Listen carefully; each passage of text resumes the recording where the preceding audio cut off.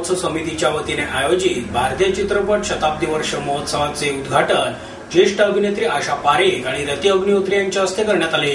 यावेळी माजी खासदार श्रीनिवास पाटील, आयोजक नगरसेवक आबा बागुल, ज्येष्ठ अभिनेत्री सुलोचना दीदी, अभिनेते परीक्षित साहनी, अवतार गिल, विजू खोटे, सुबोध भावे, शम्मी, विश्वजीत, शैलेंद्र सिंग असे अनेक दिग्गज कलाकार उपस्थित होते।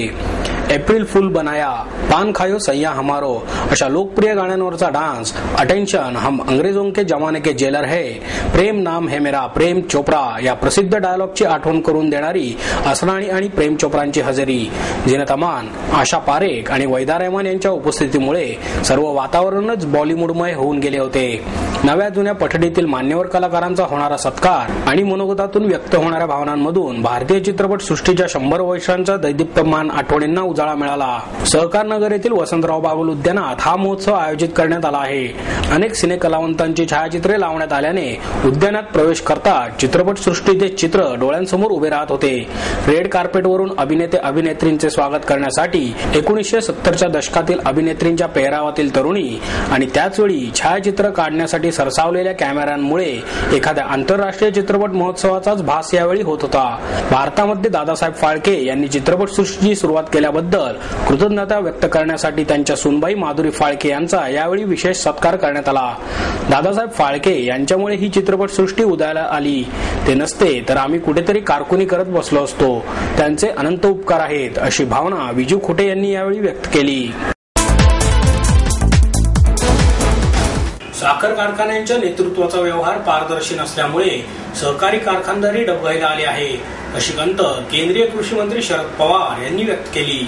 दत्ता सावंत लिखित ऊस ब्राझीलचा भारताचा या पुस्तकाचे प्रकाशन पवार यांच्या हस्ते करण्यात आले।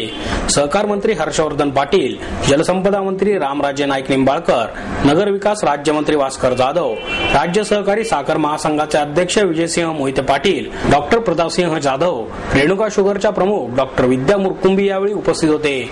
पवार म्हणाले, शेतकऱ्यांची साखर कारखान्यांशी असलेली बांधिलकी कमी होत असून कारखान्याच्या नेतृत्वाचा व्यवहारही पारदर्शी नाही, त्यामुळे सहकारी कारखानदारी डबघाईला आली आहे। परिणामी सहकाराचे चक्र खासगीकरणाकडे फिरत आहे। पुढील काळात कारखानदारी टिकवण्यासाठी 3-4 कारखान्यांचे एकाच सक्षम कारखान्यात विलीनीकरण करण्याची गरज असल्याचेही त्यांनी स्पष्ट केले। पूर्वीच्या नेत्यांसारखी बांधिलकी आताच्या साखर कारखाना नेतृत्वात दिसत नाही। शेतकरीही अधिक दर मिळाला की झाले अशी वृत्ती ठेवत आहेत। कुवत नसताना कारखान्यांमध्ये ऊसाला अधिक भाव देण्याची स्पर्धा लागल्याने आजारी कारखान्यांची संख्या वाढली आहे। कारखान्यांचे व्यवहार नीट ठेवले गेले नाहीत। आपण कारखान्याचे विश्वस्त आहोत हे विसरल्यानेच ही स्थिती आली आहे। कारखानदारी टिकवण्यासाठी सभासद मतदारांनाही काम नीट न करणाऱ्यांना घरचा रस्ता दाखवला पाहिजे असेही शरद पवार यांनी सांगितले। ऊसाला अधिक भाव मिळावा यासाठी सगळे बोलतात, मात्र ज्वारी, बाजरी, कापूस या अन्य पिकांचे उत्पादन घेणाऱ्या वर्गाला अधिक भाव मिळावा म्हणून कोणी भांडत नाही असे सांगून पवार म्हणाले, साखरेच्या उत्पादनाबाबत ब्राझीलशी तुलना होऊ शकत नाही। भारतापेक्षा 2.5 पट अधिक क्षेत्र आणि 6 पट कमी लोकसंख्या असे तेथील प्रमाण आहे, मात्र त्यांची मानसिकता घेतल्यास नक्कीच फरक पडू शकेल असेही त्यांनी यावेळी सांगितले। त्याचा परिणाम असं त्यांनी सांगितलं, एकट्या महाराष्ट्र राज्यामध्येच मोठ्या प्रमाणावर वीज तयार व्हायला लागली आणि नुसतीच वीज तयार होत नाही तर उसाला त्याच्या किमतीच्या संदर्भात लाभ मिळायला गेला। मी महाराष्ट्र सरकारचं अभिनंदन करतो की त्यांनी या बाबतीत फार चांगलं धोरण स्वीकारलं। मला वाटतं 4 रुपये आणि 79 पैसे युनिट हा विजेचा दर दिला आहे, तो शेजारच्या राज्यामध्ये 3 रुपयांनी काहीतरी आहे, 1.25 रुपयाचा फरक आहे। महाराष्ट्रामध्ये सरकारने आणखीन एक गोष्ट केली की 10 वर्षाचा परचेस टॅक्स माफ करून टाकला जर तुम्ही अशा प्रकारची वीज निर्मिती केली तर। या 10 वर्षाचा परचेस टॅक्स खरेदी कर माफ करणे याचा अर्थ तो वीज प्रकल्प घालण्याच्यासाठी येणारा सगळा जो खर्च आहे तो खर्च सरकारने सोसला 10 वर्षामध्ये, अशा प्रकारच्या त्या निर्णयाचं सूत्र। आणि सगळ्यात त्याच्यापेक्षा महत्वाची गोष्ट की इथे वीज घेतल्यानंतर पैसे देतात। आताच मी चौकशी करू शकतो कर्नाटकामध्ये काय अवस्था आहे, मला उत्तर प्रदेशमध्ये माहिती आहे, तर उत्तर प्रदेशमध्ये 2-3 दिवसापूर्वी साखर धंद्यातले लोक मला येऊन भेटले आणि त्यांनी सांगितलं की 3 वर्ष झालं आमचं काही बिल मिळत नाही। 3 वर्षापूर्वी वीज दिली, अजून त्याची काही किंमत सरकार देत नाही। आणि तीच परिस्थिती 3 वर्ष नाही पण 1.5-2 वर्ष आज शेजारच्या कर्नाटकामध्ये सुद्धा विजेचे पैसे शेतकऱ्यांना किंवा कारखान्याला मिळत नाही. इथं मात्र ताबडतोब देण्याच्या संबंधीचा निर्णय घेतला. चांगली गोष्ट आहे. निदान महाराष्ट्रामध्ये तरी याबद्दलचे निकाल होत आहेत. देशाच्या पातळीवर काही निकाल होण्याची आवश्यकता अशा प्रकारची भूमिका त्यांनी मांडली आणि मी त्याचं प्रेक्षकाला आवडून सांगितलं. तर हर्षवर्धन पाटील मी त्याच्यामधून बाकी सगळं मी शेतीचं काम बघतो, साखर आणि ऊसाचं बघत नाही. हत्ती, घोडे आणि उंट यांच्या सवारीची मजा लुटत अनेक चिमखड्यांनी मामाच्या गावाची सफर केली. सर्कशीतील सर्वांना हसवणारा जोकर असो किंवा हत्ती, घोडे, उंट यावरील सैर, जम्पिंग बॉल सारखे विविध खेळ खेळत मस्तपैकी हुंदडण्याचा अनुभव चिमुरड्या भाच्याबाचींनी मामाच्या गावाची सफर या उपक्रमाद्वारे घेतला. त्यांना 3 दिवसांसाठी मामाच्या गावी आल्याचा अनुभव तर आलाच, पण लहानग्यांचे जय्यत स्वागतही करण्यात आले. अपंग, अनाथ, वंचित बालकांसाठी सलग 14व्या वर्षी सेवा मित्र मंडळाच्या वतीने मामाच्या गावाची सफर हा उपक्रम राबवण्यात आला. या उपक्रमात जवळपास 135 बालकांना ही सफर घडत आहे. शुक्रवार पेठेतील फडगेट पोलीस चौकी समोर या मुलांचे भव्य स्वागत करण्यात आले. यावेळी बालकांना हत्ती, घोडे, उंट यांच्यावर बसून त्यांना पुण्याची सैर घडवण्यात आली. तसेच गरमागरम भजी, दूध असा अल्पोपहारही त्यांना यावेळी देण्यात आला. त्यानंतर एक पात्री कलाकार मकरंद टिल्लू आणि हर्षदा टिल्लू यांच्या मनोरंजनपर कार्यक्रमाने या लहानग्यांना खदखदून हसवले. या उपक्रमात संतुलन पाषाण ही दगडखाणीत काम करणाऱ्या मुलांची संस्था, तसेच निहार, फुलवा, ममता फाउंडेशन, रस्त्यावरील मुलांसाठी काम करणारी बचपन बचाव संस्था यामधील मुले मुली सहभागी झाली आहेत. सायंकाळी या मुलांनी पारंपरिक पद्धतीचे वारसे कसे असते यांची माहिती करून घेतली, तर रात्री अंध मुलांच्या ऑर्केस्ट्रावर नकळत त्यांची पावले थिरकली.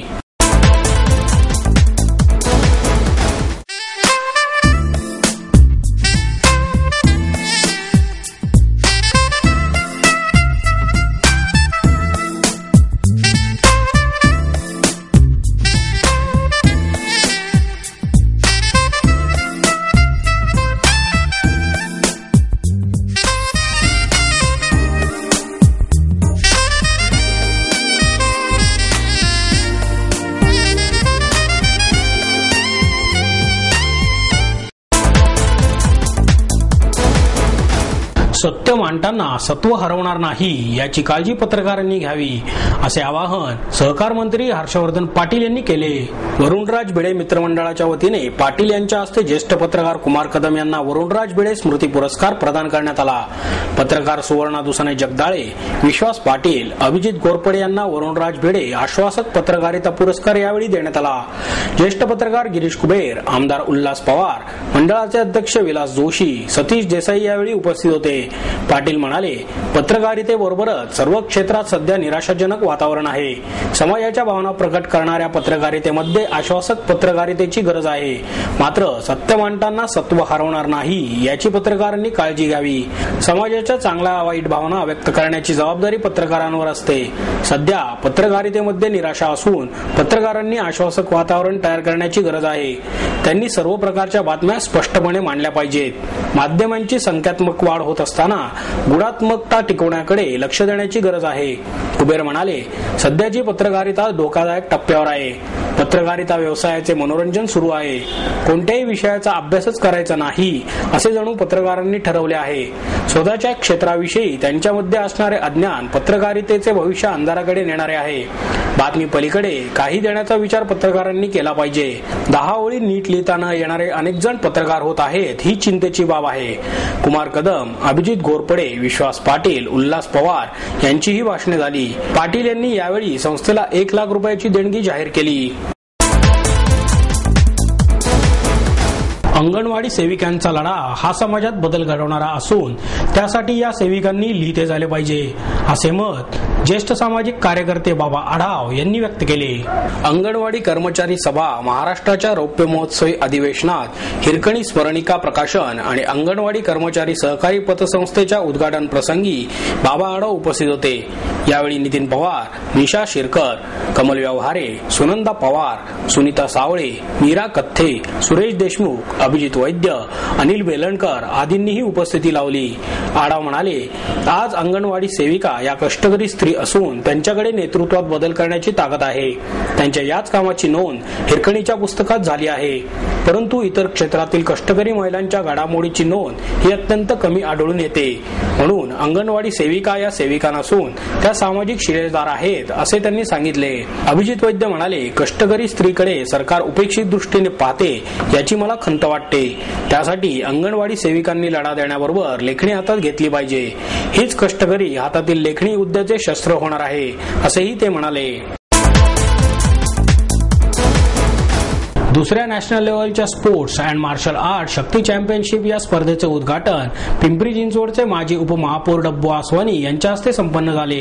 या मार्शल आर्ट चॅम्पियनशिप स्पर्धेमध्ये भारतामधून सुमारे 12 राज्य आणि 28 जिल्ह्यांचा समावेश होता. तसेच 315 राज्य आणि राष्ट्रीय पंचांनी या स्पर्धेचे कामकाज पाहिले.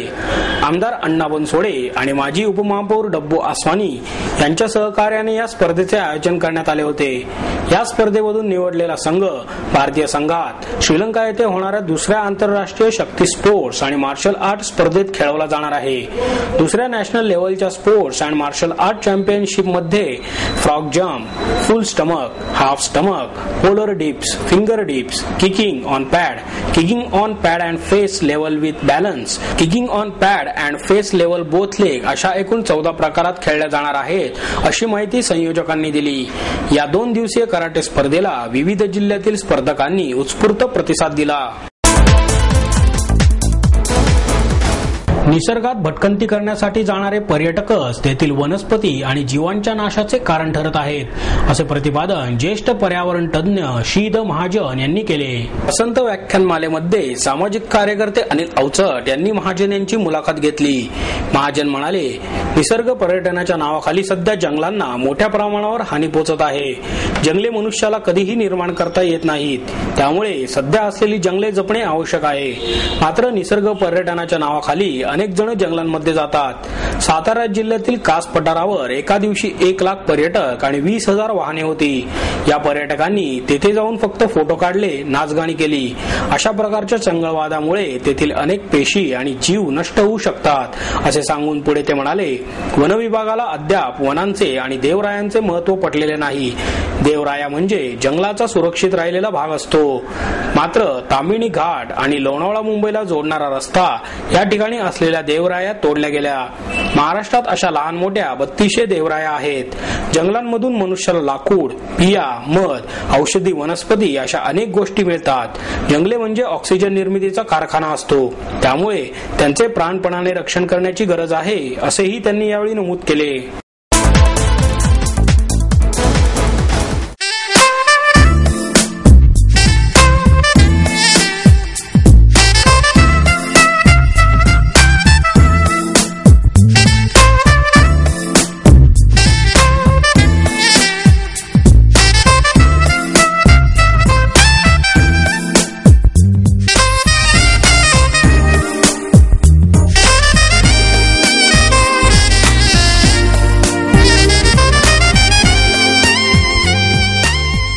आणि याबरोबरच हे बातमीपत्र संपलं. पुन्हा भेटूया उद्या याच वेळी. नमस्कार.